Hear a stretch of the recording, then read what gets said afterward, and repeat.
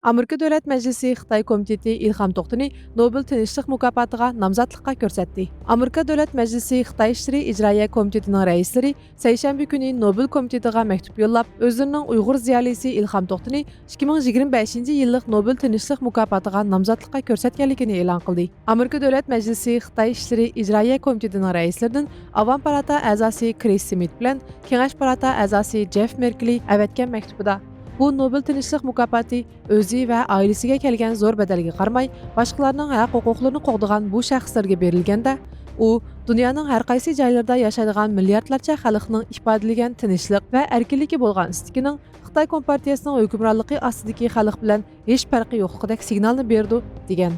Ular yana Uyg'ur ziyolisi İlham Toxtunining qilgan xizmatlari Xitoyda kishilik huquq va qonun bilan idora qilishni tinchlik bilan qo'lga keltirish yo'lini tanlaganligiga vakillik qildi. Uning ko'rsatgan xizmatlari Xitoy doiralarining yaqinqi yillardan beri Uyg'ur rayonida elib borgan qabih jinoyatlarni nazarga tutganimizda texmi muhim o'rinni egallaydi deb yozgan. Amerika Davlat Majlisi Xitoy Ishlari Ijroiya Komiteti İlham Toxtuni o'tgan yili Nobel Tinchlik mukofotiga nomzod qilib ko'rsatgan ekan. Buningdan ilgari muajiratdagi Uyg'ur davosining bayroqdorlaridan Rabiya Qodir xonim va Uyg'ur tashkilotlaridan Dunyo Uyg'ur qurultiyi, Uyg'ur harakati tashkiloti va Uyg'ur kishilik huquq qurilishimi Nobel Tinchlik mukofotiga nomzodlikqa ko'rsatilgan edi.